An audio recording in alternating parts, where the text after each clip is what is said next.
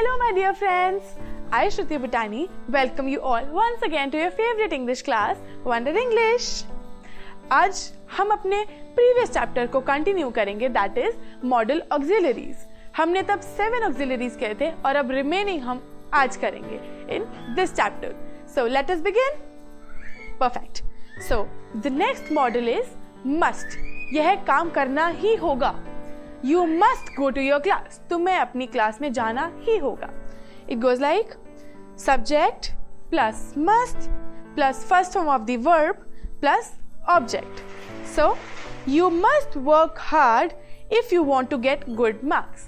तुम्हें अगर अच्छे मार्क्स चाहिए तो तुम्हें मेहनत करनी ही होगी. The village is flooded. Village में, गांव में बाढ़ आई है.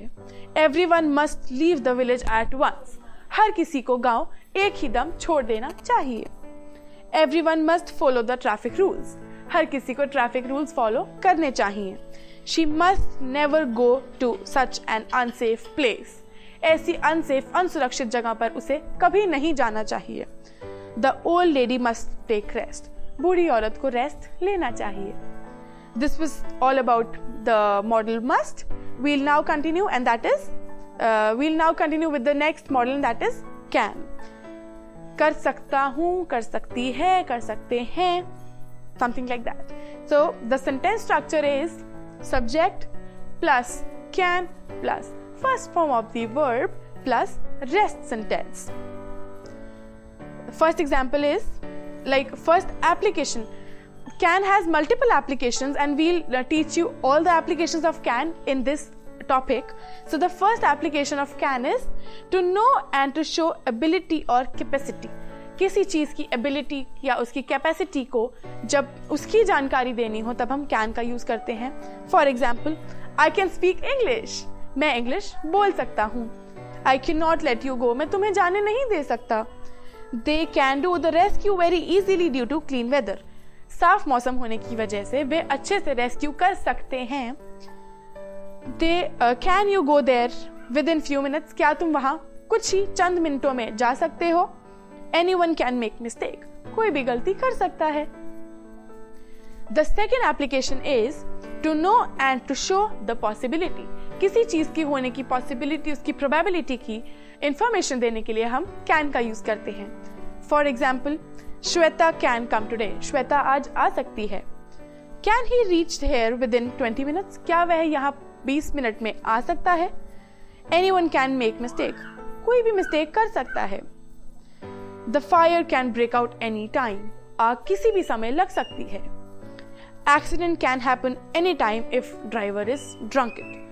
अगर ड्राइवर ड्रंकर्ड है तो एक्सीडेंट किसी भी टाइम हो सकता है.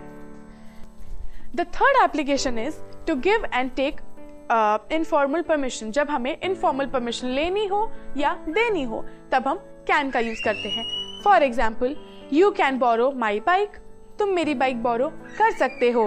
She can go now. अब वह जा सकती है. You can play here. तुम यहाँ खेल सकते हो. They cannot organise a function here. वे लोग यहाँ एक फंक्शन ऑर्गेनाइज नहीं कर सकते. Can I smoke here. क्या मैं यहाँ स्मोक कर सकता हूँ? The fourth application is to know and to show the nature. किसी का नेचर शो करने के लिए जब हमें किसी के नेचर की जानकारी देनी होती है तब हम can का यूज करते हैं. For example, she can deceive you. वह तुम्हें डिसीव कर सकती है. They can befool you very easily. वे तुम्हें बहुत easily befool कर सकते हैं. befool करना मतलब पागल बनाना. They can befool you very easily. Teachers can insult you. Teachers तुम्हारी इंसल्ट कर सकते हैं. They can do silly mistakes. वे लोग silly mistakes कर सकते हैं. Can you help them? क्या तुम उनकी मदद कर सकते हो?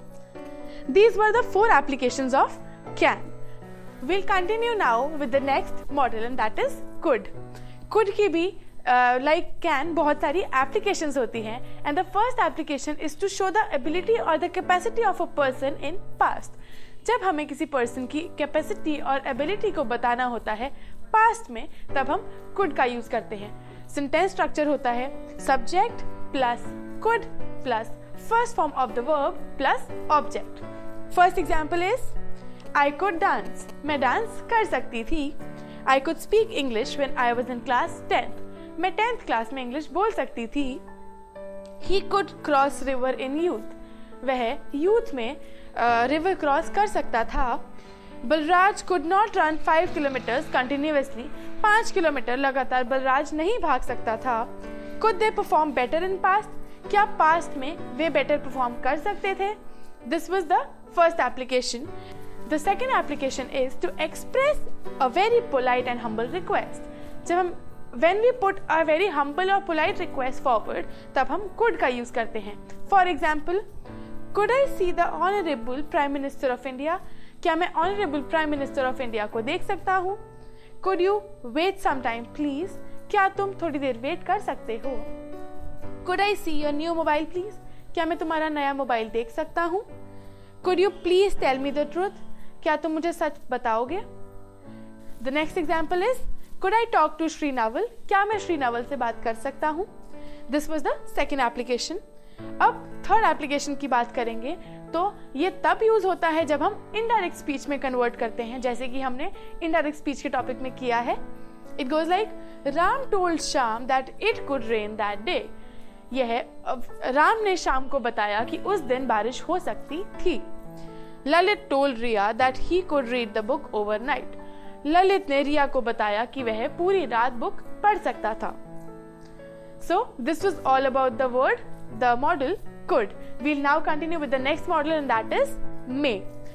May का sentence structure is very similar to all the other models and that is subject plus may plus first form of the verb plus the rest sentence or the object.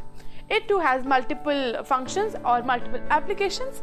The first one is to show high possibility in present and future. Present और future में किसी चीज की extreme possibility को दिखाने के लिए. Example is, it may rain today. आज बारिश हो सकती है. India may win the match again. India फिर से मैच जीत सकती है. He may reach here within 20 minutes. वह यहाँ 20 मिनट के अंदर पहुंच सकता है. पुलिस में अरेस्ट हिम. पुलिस उसे अरेस्ट कर सकती है. He may not get a job next year. अगले साल तक उसे जॉब नहीं मिलेगी या मिल सकती. The next or the second application is to know and to express permission. Permission जानने के लिए. May I come in, sir? क्या मैं अंदर आ सकता हूँ, sir? Yes, you may come, please. तुम अंदर आ सकते हो. As you see यहाँ पर please का यूज हुआ है, तो this implies or this denotes that the request made or the permission given is very humble and calm. The next example is, you may take bath now. तुम अब नहा सकते हो. So this too is very polite and humble. We'll continue with the next application and that is to express a wish. जैसे हम बोलते हैं May God bless you. जब हम किसी विश को एक्सप्रेस करते हैं. May you succeed in life. भगवान करे तुम अपनी लाइफ में सक्सीड करो. May God bless you. भगवान तुम्हें ब्लेस करे. The next example is, may he pass engineering with good marks. May he be rich. May she live long. May you all learn good English. So yeah, this was all about the model may. We'll now jump on to the next model and that is might. Might is basically the past form of may. Its formula is subject plus might plus first form of the verb and plus object. It too has multiple applications. The first application is to express less possibility. जब किसी चीज की possibility कम हो. It might rain today. आज बारिश हो सकती है. It might rain tomorrow. कल बारिश हो सकती है. They might reach after some time. वह थोड़ी देर के बाद पहुंच सकते हैं. However, they are too much late, but still they might reach in function. हालांकि वे बहुत लेट हैं, लेकिन फिर भी वे फंक्शन में पहुंच सकते हैं. चांसेस हैं. This budget might be a good budget. This budget might be a good budget. सिर्फ एक हिंट लिया जा रहा है कि हाँ यह एक अच्छा बजट हो सकता है. So yeah, this was the first application of might. We'll now read the second application. The second application is in the indirect speech. जैसे कि हमने indirect speech में पढ़ा था, हम might को use करते हैं. Ram told Shyam that it might rain that day. Ram ने शाम को बताया था कि उस दिन बारिश हो सकती थी. He told Lucky that Nishu might come next day. उसने लकी को बताया कि निशु अगले दिन आ सकता था. Third application is to express permission. Permission देने के लिए. A polite request. You see here in the brackets a polite request. It might be a polite request when we use might. Might I join you? क्या मैं तुम्हें join कर सकता हूँ? Might I start debate? क्या मैं debate शुरू कर सकता हूँ? So yeah, this was all about the model might. We'll now talk about last would. The last model would. It too has multiple functions. The first one is in indirect speech. Indirect speech में हम would का use करते हैं.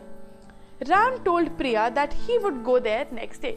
राम ने प्रिया को बताया कि वह अगले दिन वहां जाएगा. I told Neetu that Rami would come the next day. मैंने नीतू को बताया कि रमी अगले दिन आएगा.